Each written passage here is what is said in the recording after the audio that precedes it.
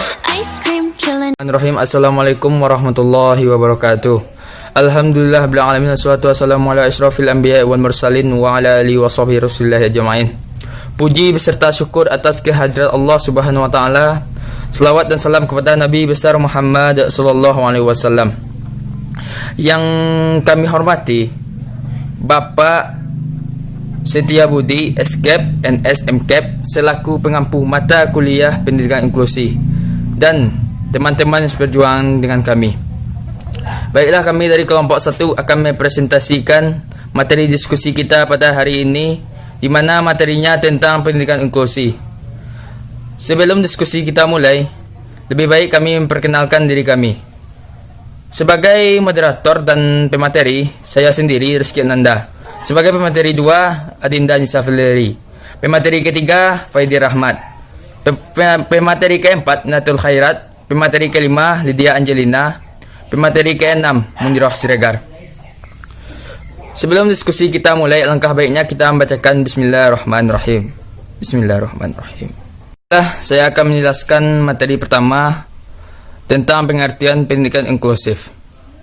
Pendidikan inklusif adalah bentuk penyelenggaraan pendidikan yang menyatukan anak-anak berkebutuhan khusus dengan anak normal pada umumnya untuk belajar. Secara umum, pendidikan adalah usaha sadar dan terencana untuk mewujudkan, mengembangkan potensi pribadinya untuk memiliki kekuatan spiritual keagamaan, pengendalian diri, kepribadian, kecerdasan, akhlak mulia, dan keterampilan yang diperlukan dirinya, yang berguna bagi masyarakat, bangsa, dan negara. Menurut Hildegard Olsen, pengertian pendidikan inklusi adalah sekolah harus mengakomodasi semua anak tanpa memandang kondisi fisik, intelektual, sosial, emosional, linguistik, atau kondisi lainnya. Sedangkan menurut Laikekeh Martan, pengertian pendidikan inklusi adalah sebuah pelayanan pendidikan bagi peserta didik yang mempunyai kebutuhan pendidikan khusus di sekolah reguler, baik itu SD, SMP, SMA, dan SMK, yang tergolong luar biasa baik dalam arti kelainan, lamban belajar, maupun berkesulitan belajar lainnya. Yang ketiga, menurut Staup dan Peck, pengertian pendidikan inklusi adalah penempatan anak-anak berkelainan ringan, sedang, dan berat secara penuh di kelas. Hal ini menunjukkan kelas reguler merupakan tempat belajar yang relevan bagi anak-anak berkelainan apapun jenis kelainannya. Pendidikan inklusif menurut Sapon Sevin dalam Oinel 1994 adalah sistem layanan pendidikan yang masyarakat anak berkebutuhan khusus belajar di sekolah-sekolah terdekat di kelas biasa bersama teman-teman seusianya. Sekolah inklusi menurut Steinbeck adalah sekolah yang menampung semua murid di kelas yang sama. Sekolah ini menyediakan program pendidikan yang layak, menantang, tapi disesuaikan dengan kemampuan dan kebutuhan setiap murid maupun bantuan dan dukungan yang dapat diberikan oleh para guru agar anak-anak berhasil. Sekian materi dari saya. Materi selanjutnya akan dijelaskan. Selanjutnya saya akan menjelaskan materi tentang sejarah pendidikan inklusif. Sejarah perkembangan pendidikan inklusif di dunia pada awalnya dimulai oleh negara-negara Skandinavia, yaitu Denmark, Norwegia, dan Swedia. Di Amerika Serikat sekitar tahun 60, Presiden Kennedy mengirimkan pakar-pakar pendidikan luar biasa ke Skandinavia untuk mempelajari mainstreaming dan less restrictive environment, yang ternyata cocok untuk diterapkan di Amerika Serikat. Selanjutnya di Inggris mulai memperkenalkan adanya konsep pendidikan inklusif, ditandai dengan adanya pergeseran model pendidikan untuk anak berkebutuhan khusus dari segregatif ke integratif. Tuntutan penyelenggaraan pendidikan inklusif di dunia semakin nyata, terutama sejak diadakannya Konvensi Dunia tentang Hak Anak pada tahun 89 dan Konvensi Dunia tentang Pendidikan tahun 91 di Bangkok yang menghasilkan deklarasi Education for All. Implikasi dari statement ini mengikat bagi semua anggota konferensi agar semua anak tanpa kecuali termasuk anak berkebutuhan khusus mendapatkan layanan pendidikan secara memadai. Sebagai tindak lanjut dari deklarasi Bangkok tahun 94 diselenggarakanlah konvensi pendidikan di Salamanca, Spanyol yang mencetuskan perlunya pendidikan inklusif. Yang selanjutnya itu dikenal dengan The Salamanca Statement of Inclusive Education. Sejalan dengan kecenderungan tuntutan perkembangan dunia tentang pendidikan inklusif, Indonesia pada tahun 2004 menyelenggarakan konvensi nasional yang menghasilkan Deklarasi Bandung dengan komitmen Indonesia menuju pendidikan inklusif untuk memperjuangkan hak-hak anak dengan hambatan belajar. Dan pada tahun 2005 diadakan simposium internasional di Bukit Tinggi dengan menghasilkan rekomendasi Bukit Tinggi yang isinya adalah menekankan perlunya terus dikembangkan program pendidikan inklusif sebagai salah satu cara menjamin bahwa semua anak benar-benar memperoleh pendidikan dan pemeliharaan yang berkualitas serta layak. Jadi berdasarkan perkembangan sejarah pendidikan inklusif tersebut, maka pemerintah Indonesia sejak awal tahun 2000 mengembangkan program pendidikan inklusif. Jadi program ini adalah kelanjutan program pendidikan terpadu yang sebelumnya itu pernah diluncurkan sekitar tahun 80. Tetapi karena kurang berkembang, lalu dimulai lagi tahun 2000 dengan mengikuti kecenderungan dunia dan menggunakan konsep pendidikan inklusif. Berdasarkan perkembangan sejarah pendidikan inklusif tersebut, maka pemerintah Indonesia sejak awal tahun 2000 mengembangkan program pendidikan inklusif. Jadi program ini adalah kelanjutan program pendidikan terpadu yang sebelumnya itu pernah diluncurkan sekitar tahun 80. Tetapi karena kurang berkembang, lalu dimulai lagi tahun 2000 dengan mengikuti kecenderungan dunia dan menggunakan konsep pendidikan inklusif. Sekian materi dari saya. Baiklah, selanjutnya saya akan menjelaskan mengenai tujuan pendidikan inklusi. Pendidikan inklusi di Indonesia diselenggarakan dengan tujuan. Di antaranya yaitu yang pertama, memberikan kesempatan yang seluas-luasnya kepada semua anak, termasuk anak yang berkebutuhan khusus, agar mendapatkan pendidikan yang layak sesuai dengan kebutuhannya. Yang kedua, membantu mempercepat program wajib belajar pendidikan dasar. Dan yang ketiga, membantu meningkatkan mutu pendidikan dasar dan menengah dengan meningkatkan angka tinggal kelas dan putus sekolah. Yang keempat, menciptakan sistem pendidikan yang menghargai keanekaragaman, tidak diskriminatif, serta ramah terhadap pembelajaran. Dan yang terakhir, memenuhi amanat Undang-Undang Dasar 1945, khususnya pasal 32 ayat 1, yang berbunyi, setiap warga negara berhak mendapatkan pendidikan. Dan ayat 2 yang berbunyi, setiap warga negara wajib mengikuti pendidikan dasar dan pemerintah wajib membiayainya. Serta Undang-Undang Nomor 20 Tahun 2003 tentang Sistem Pendidikan Nasional, khususnya pasal 5 ayat 1 yang berbunyi, setiap warga negara mempunyai hal yang sama untuk memperoleh pendidikan yang bermutu.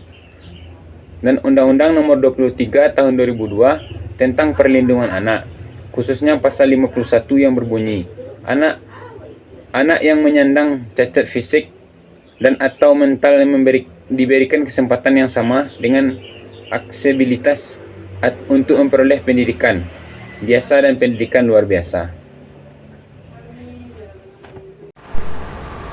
Baiklah, selanjutnya saya akan menjelaskan materi mengenai landasan pendidikan inklusif. Yang pertama adalah landasan filosofis.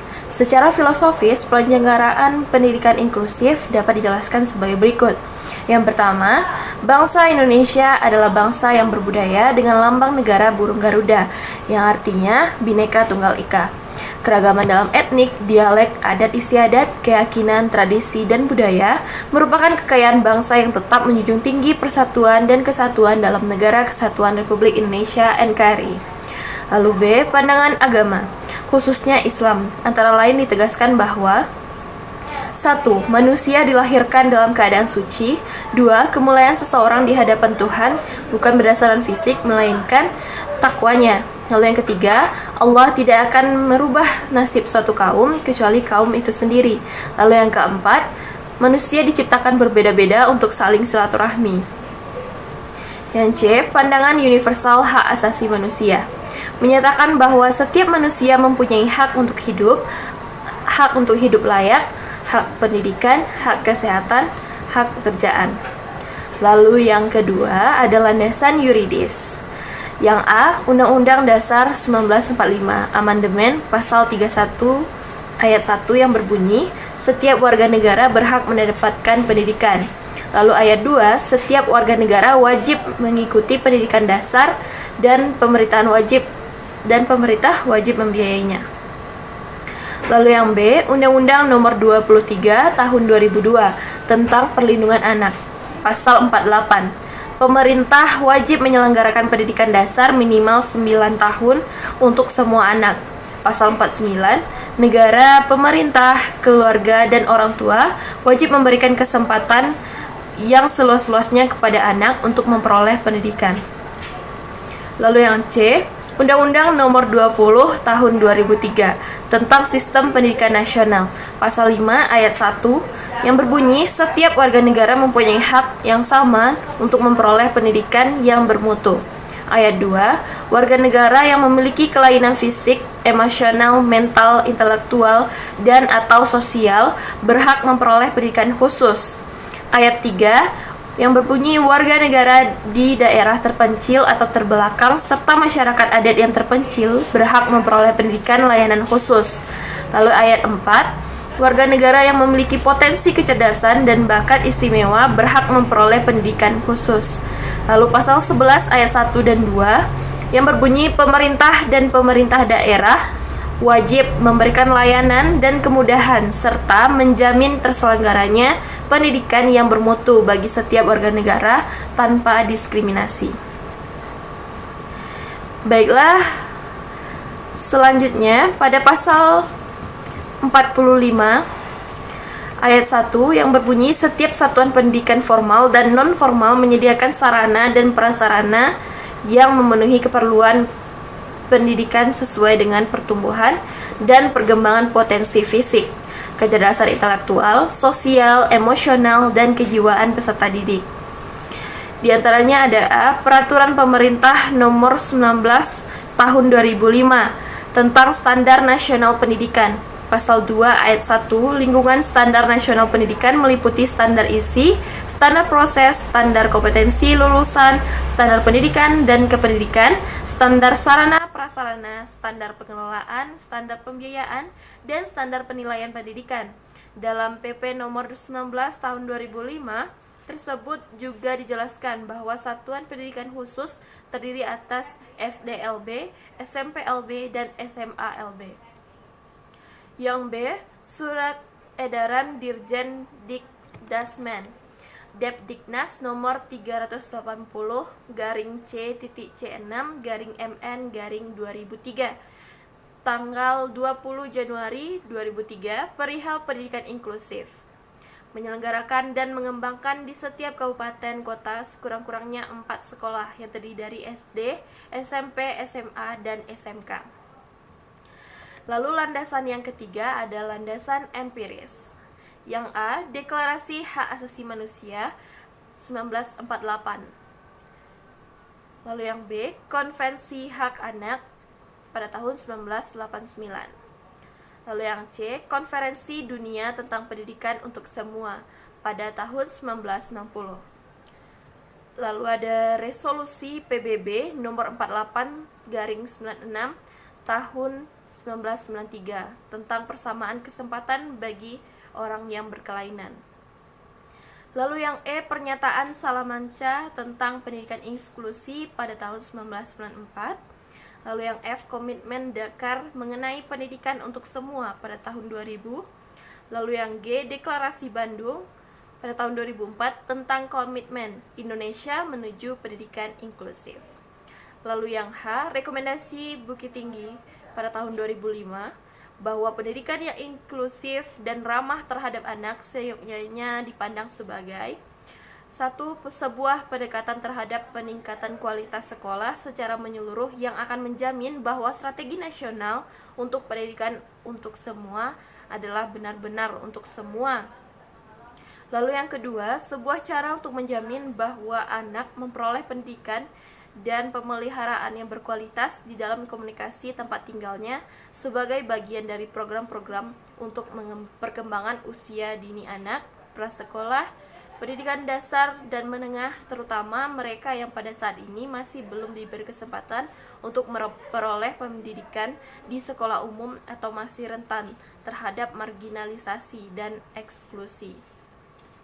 Dan yang ketiga, sebuah kontribusi terhadap pengembangan masyarakat yang menghargai dan menghormati perbedaan individu semua warga negara. Baiklah, sekianlah materi yang dapat saya sampaikan. Billahi taufiq wal hidayah. Assalamualaikum warahmatullahi wabarakatuh.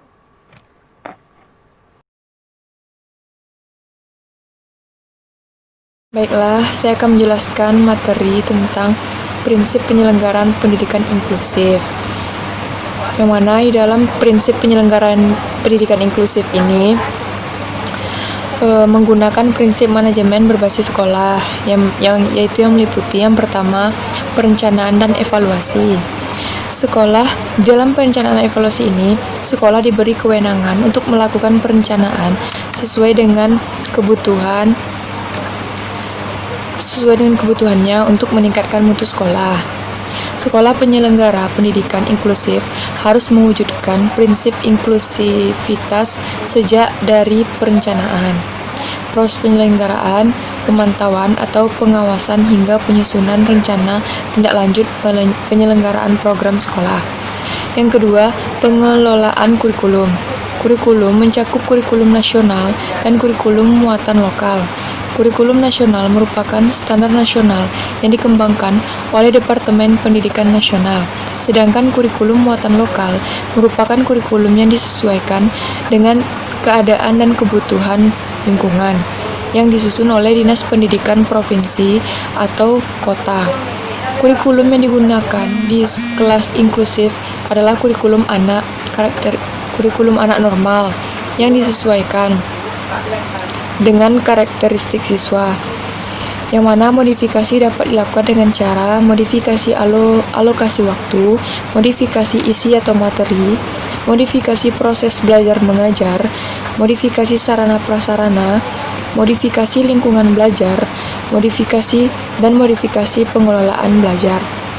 Yang ketiga itu pengelolaan proses belajar mengajar. Di dalam proses belajar mengajar merupakan kegiatan utama sekolah.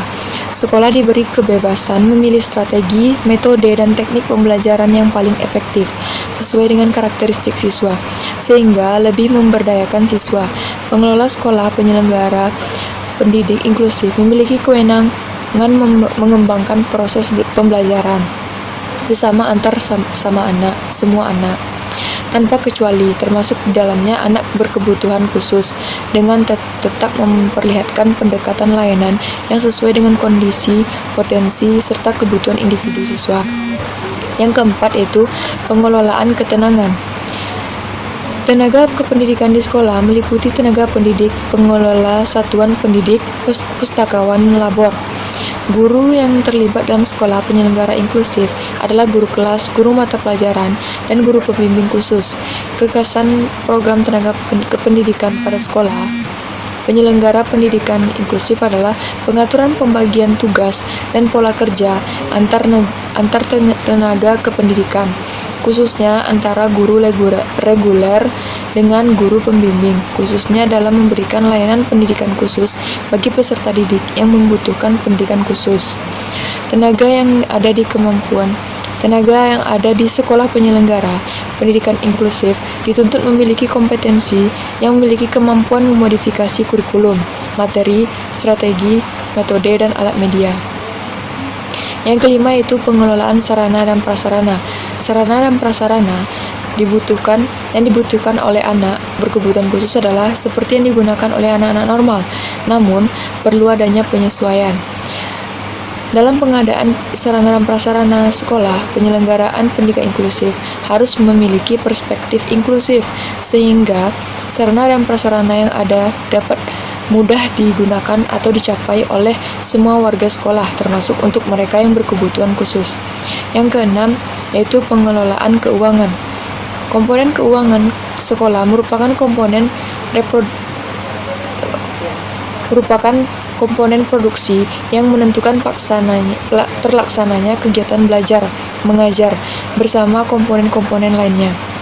Dalam rangka penyelenggaraan pendidikan inklusif perlu dialokasikan dana khusus yang dapat digunakan untuk kegiatan identifikasi input siswa, modifikasi kurikulum, intensif bagi tenaga kependidikan, pengadaan sarana dan prasarana, pemberdayaan peran serta masyarakat, dan pelaksanaan kegiatan belajar mengajar. Yang ketujuh yaitu pelayanan siswa. Penerimaan siswa baru pada sekolah inklusif hendaknya memberi kesempatan dan peluang kepada anak berkebutuhan khusus untuk dapat diterima dan mengikuti pendidikan di sekolah penyelenggaraan pendidikan inklusif. Pelayanan siswa meliputi antara lain yang pertama, penerimaan siswa baru, termasuk ini dalamnya aspek identifikasi, asesmen, dan penempatan siswa. Yang kedua, program bimbingan dan penyuluhan. Yang ketiga, pengelompokan belajar siswa. Yang keempat, kehadiran siswa. Yang kelima, mutasi siswa. Yang keenam, papan statistik siswa yang menggambarkan secara holistik tentang data kesiswaan. Yang terakhir itu buku induk siswa. Ya, lanjut yang ke-8, hubungan sekolah dan masyarakat. Esensi hubungan sekolah adalah untuk meningkatkan keterlibatan, kepedulian, kepemilikan, dan dukungan dari masyarakat, terutama dukungan moral dan finansial, untuk menarik simpati masyarakat agar mereka bersedia berpartisipasi memajukan sekolah. Perlu dilakukan berbagai hal, antara lain yaitu dengan cara memberitahu masyarakat mengenai program-program sekolah, baik program yang telah dilaksanakan, yang sedang dilaksanakan, maupun yang akan dilaksanakan, sehingga masyarakat mendapat informasi yang jelas tentang sekolah yang bersangkutan. Hal ini akan berdampak pada sikap penerimaan masyarakat terhadap anak-anak yang membutuhkan pendidikan khusus. Yang selanjutnya akan mempengaruhi pula sikap anak didik lainnya yang belajar bersama-sama dengan anak yang membutuhkan pendidikan khusus, sehingga iklim belajar serta tata pergaulan di sekolah akan kondusif. Pengelolaan sekolah penyelenggaraan pendidikan inklusif dituntut untuk mampu menyelenggarakan kegiatan sosialisasi dengan media yang sesuai dengan jangkauan mereka, dan harus mampu menjalin kerjasama dengan pihak lain untuk memenuhi kebutuhan sumber daya yang mereka lakukan. Yang terakhir yaitu pengelolaan iklim sekolah. Iklim sekolah yang kondusif merupakan prasyarat bagi terselenggaranya proses belajar mengajar yang efektif. Lingkungan sekolah yang aman dan tertib, optimisme dan harapan yang tinggi dari warga sekolah, kesehatan sekolah, kegiatan berpusat pada siswa. Contoh iklim sekolah yang dapat membutuhkan semangat belajar siswa. Pengelola sekolah penyelenggaraan pendidikan inklusif dituntut untuk mampu mengembangkan iklim psikososial yang akrab antar warga sekolah, sehingga siswa berkebutuhan khusus tidak merasa asing, namun merasa akrab dengan warga sekolah yang lain. Baiklah, itu penjelasan dari materi saya. Saya kembalikan kepada moderator. Program tenaga kependidikan pada sekolah penyelenggara pendidikan inklusif adalah pengaturan pembagian tugas dan pola kerja antar tenaga kependidikan, khususnya antara guru reguler dengan guru pembimbing, khususnya dalam memberikan layanan pendidikan khusus bagi peserta didik yang membutuhkan pendidikan khusus. Tenaga yang ada di sekolah penyelenggara pendidikan inklusif dituntut memiliki kompetensi yang memiliki kemampuan memodifikasi kurikulum, materi, strategi, metode, dan alat media. Yang kelima yaitu pengelolaan sarana dan prasarana. Sarana dan prasarana dibutuhkan oleh anak berkebutuhan khusus adalah seperti yang digunakan oleh anak-anak normal, namun perlu adanya penyesuaian. Dalam pengadaan sarana dan prasarana sekolah, penyelenggaraan pendidikan inklusif harus memiliki perspektif inklusif, sehingga sarana dan prasarana yang ada dapat mudah digunakan atau dicapai oleh semua warga sekolah, termasuk untuk mereka yang berkebutuhan khusus. Yang keenam, yaitu pengelolaan keuangan. Komponen keuangan sekolah merupakan komponen produksi yang menentukan terlaksananya kegiatan belajar mengajar bersama komponen-komponen lainnya.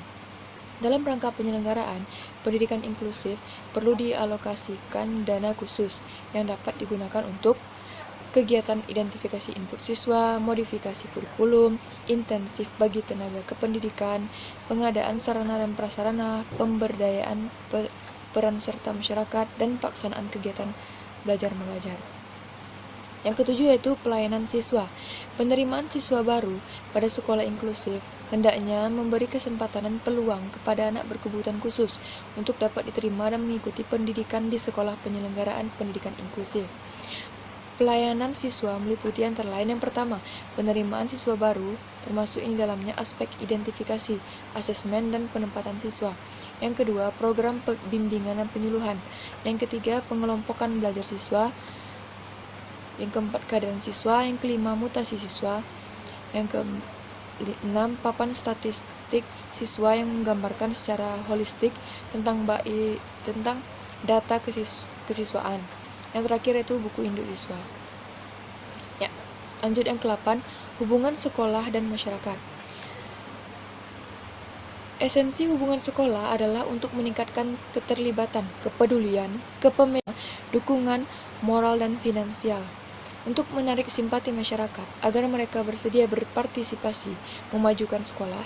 Perlu dilakukan berbagai hal, antara lain yaitu dengan cara memberitahu masyarakat mengenai program-program sekolah, baik program yang telah dilaksanakan, yang sedang dilaksanakan, maupun yang akan dilaksanakan, sehingga masyarakat mendapat informasi yang jelas tentang sekolah yang bersangkutan. Hal ini akan berdampak pada sikap penerimaan masyarakat terhadap anak-anak yang membutuhkan pendidikan khusus. Yang selanjutnya akan mempengaruhi pula sikap anak didik lainnya yang belajar bersama-sama dengan anak yang membutuhkan pendidikan khusus, sehingga iklim belajar serta tata pergaulan di sekolah akan kondusif. Pengelolaan sekolah penyelenggaraan pendidikan inklusif dituntut untuk mampu menyelenggarakan kegiatan sosialisasi dengan media yang sesuai dengan jangkauan mereka, dan harus mampu menjalin kerjasama dengan pihak lain untuk memenuhi kebutuhan sumber daya yang mereka lakukan. Yang terakhir yaitu pengelolaan iklim sekolah. Iklim sekolah yang kondusif merupakan prasyarat bagi terselenggaranya proses belajar mengajar yang efektif. Lingkungan sekolah yang aman dan tertib, optimisme dan harapan yang tinggi dari warga sekolah, kesehatan sekolah, kegiatan berpusat pada siswa. Contoh iklim sekolah yang dapat membutuhkan semangat belajar siswa. Pengelola sekolah penyelenggaraan pendidikan inklusif dituntut untuk mampu mengembangkan iklim psikososial yang akrab antar warga sekolah, sehingga siswa berkebutuhan khusus tidak merasa asing, namun merasa akrab dengan warga sekolah yang lain. Baiklah, itu penjelasan dari materi saya. Saya kembalikan kepada moderator.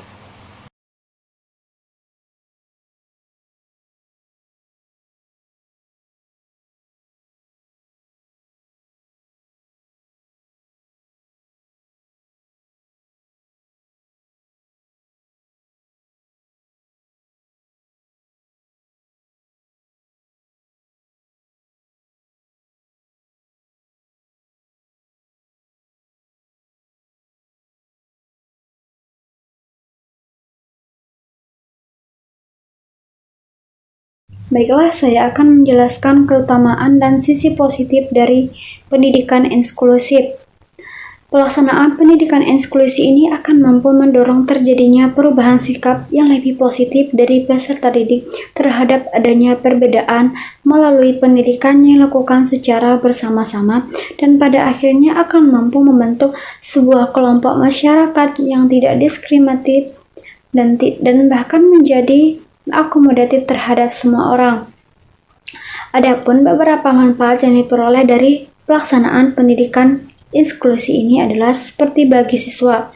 Sejak dini siswa memiliki pemahaman yang baik terhadap perbedaan dan keberagaman, dan yang kedua munculnya sikap empati pada siswa secara alamiah, dan yang ketiga munculnya budaya saling menghargai dan menghormati antar siswa, dan yang keempat menurunkan terjadinya stigma dan labeling kepada semua anak, khususnya pada anak yang berkebutuhan khusus dan penyandang cacat. Dan yang terakhir, timbulnya budaya kooperatif dan kolaboratif pada siswa, sehingga memungkinkan adanya saling bantu antar satu dengan yang lainnya.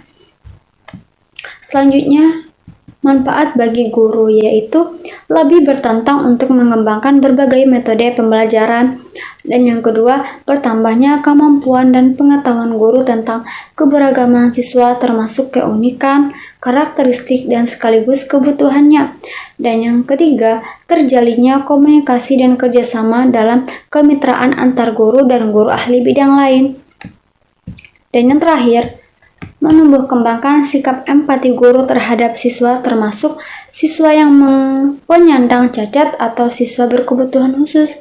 Selanjutnya, manfaat bagi sekolah memberikan kontribusi yang sangat besar bagi program wajib belajar. Dan yang kedua, memberikan peluang terjadinya pemerataan pendidikan bagi semua kelompok masyarakat dan juga menggunakan biaya yang lebih relatif dan efisien dan meningkatkan kualitas layanan pendidikan. Dan ada juga sisi positif dari pendidikan inklusi, seperti semua anak mempunyai hak yang sama untuk memperoleh pendidikan yang bermutu dan tidak didiskriminasikan. Dan yang kedua, semua anak mempunyai kemampuan untuk mengikuti pelajaran tanpa melihat kelainan dan kecacatannya. Dan yang ketiga, perbedaan merupakan penguat dalam meningkatkan mutu pelajaran bagi semua anak. Dan yang terakhir, mempercepat perwujudan konsep wajib belajar dan education for all. Terima kasih.